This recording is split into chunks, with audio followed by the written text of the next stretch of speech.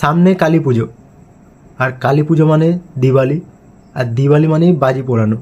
আর বাজি পোড়ানো নিয়ে আমাদের ইন্ডিয়াতে মানে অনেক কিছু সমস্যা আছে। যেমন ধরো কিছু মানুষ চায় যে তুমি বাজি পোড়াও, যত খুশি বাজি পোড়াও। আর কিছু মানুষ আছে যারা চায় যে বাজি পুড়িও না, বাজি পোড়ালে কি হয়, পলিউশন হয়। তো সেটা নিয়ে আমি কিছু কথা বলতে চাই। আমি একজন ফটোগ্রাফার, এই কথাটা বললে আমার কিছু সমস্যা হতে পারে মানে কাজের নিয়ে, তো তবু আমি বলবো, আমি যেহেতু চেয়েছি ভাই আমি বলবো।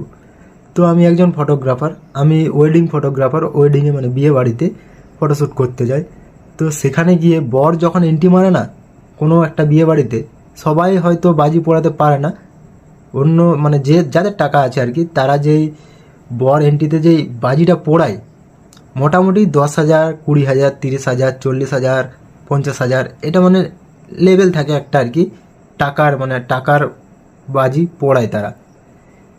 সেইখানে যেই পরিমাণে পলিউশনটা হয়, মানে একটা জায়গাতে যেই পরিমাণের পলিউশনটা হয় আর যেই পরিমাণের বাজি পোড়ানো হয়, আমি তো জাস্ট একটা কথাই ভাবি যে ওই 50,000 টাকা যদি আমাদেরকে দেওয়া হয় বাজি পোড়ানোর জন্য, আমরা ভাই 50টা গ্রাম মিলেও ওই টাকাটা বাজি পুড়িয়ে শেষ করতে পারবো না।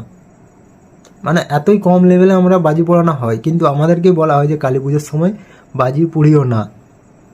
তাহলে আমি জাস্ট একটা কথাই বলতে চাই, ওই যে বিয়ে বাড়িতে এত পরিমাণে পলিউশন হয়, পলিউশন মানে মানে কি কি হয় আমি বলে দিচ্ছি। কখনো কখনো তো লোকের বাড়ি মানে খড়ের চাল বা সাইডে কোথাও খড় ছিল সেগুলো ধরে যায়, আমি নিজের চোখে দেখেছি বিয়ে বাড়িতে গিয়ে ধরে যায়, দুর্ঘটনা হয়, তারপর আবার ঠিক করা হয়, যা হোক হবে।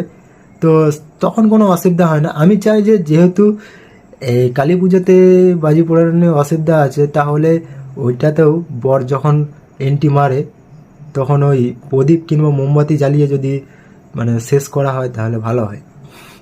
ওটা যদি করতে পারো তো তাহলে মানা যাবে। দেখো কেউ যদি করতে পারো তো। আর যাদের ভিডিওটা খারাপ লেগে থাকবে তাদেরকে কিছু আমার বলার নেই।